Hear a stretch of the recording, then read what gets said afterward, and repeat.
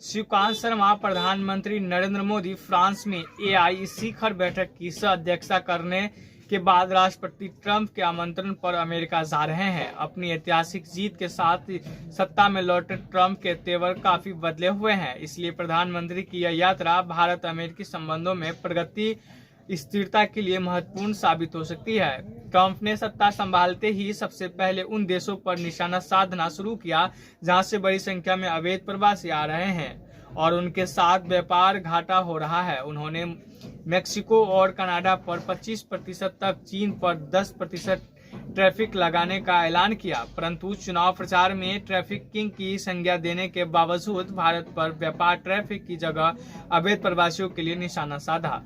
America में Mexico और El Salvador के बाद सबसे बड़ी संख्या में अवैध प्रवासी भारत से ही जाते हैं। अमेरिका में अब भारतीयों की संख्या लगभग 50 लाख हो चली है, जिनमें से 7,25,000 ऐसे हैं जो या तो अवैध ढंग की मार्गों से घुसपैठ कर आए हैं या फिर वैध दस्तावेजों के बिना रह रहे हैं। ऐसा भी नहीं है कि भारत से गए अवैध प्रवासी को अमेरिका ने पहली बार देश से निकाला हो।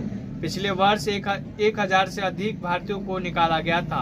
वह वर्ष 2018 से 2023 के बीच लगभग 5500 भारतीयों को निकाला गया, जिसमें 2300 अकेले 2020 में निकाले गए थे। हालांकि अभी तक भारतीयों को सेना के विमान में बैरिया हथकड़ी पहनाकर नहीं निकाला गया था।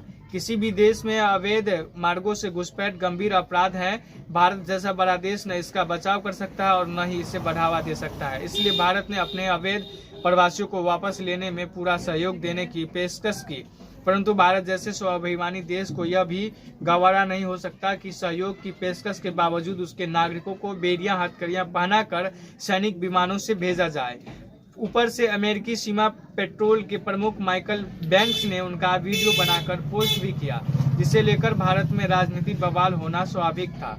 संसद में पहले तो विदेश मंत्री एस जयशंकर ने इस वीरनवशन के स्थापित अमेरिकी प्रतिक्रिया बताकर पल्ला झाड़ने की कोशिश की, मगर बढ़ते आक्रोश पर विदेश सचिव को सफाई देते हुए स्वीकार करना पड़ा कि भारत ने अमेरिकी सरकार के समक्ष अपनी नागरिकों के अपमान का मुद्दा उठाया, क्योंकि जब इस शैली में ब्राजीली नागरिकों को वापस भेजा गया था तब ब्राजीली सरकार ने भी अपना विरोध दर्ज कराया था।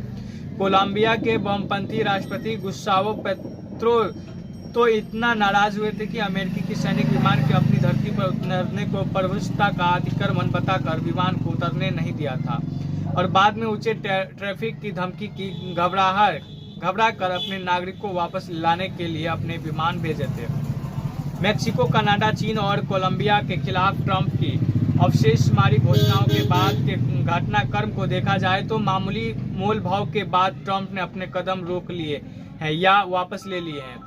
ऐसा लगता है कि वह अमेरिकी राजनीति और विश्व व्यवस्था पर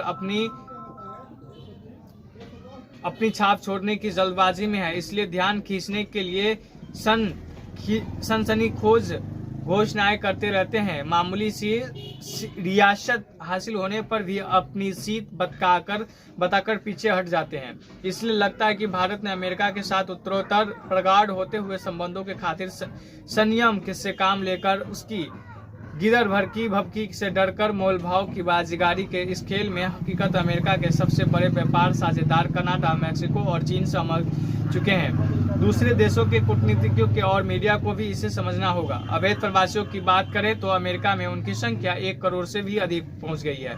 पुलिस औसत 2000 को रोज पकड़ रही है, जिसमें अधिकांश पर्याप्त संसाधनों के अभाव में वापस नहीं भेजे जा रहे हैं। ट्रंप ने सत्ता संभालने के बाद सैनिक विमानों और अतिरिक्त अफसरों को इस काम पर लगाया गया है। एक तो इसका काम नागरिक विमान में की तुलना में 10 गुना से अधिक खर्च आता है और दूसरे यदि 3,000 को भी रोज वापस भेजा जाए तब भी इतने लोगों को निकालने में 10 साल से ऊपर लगेंगे।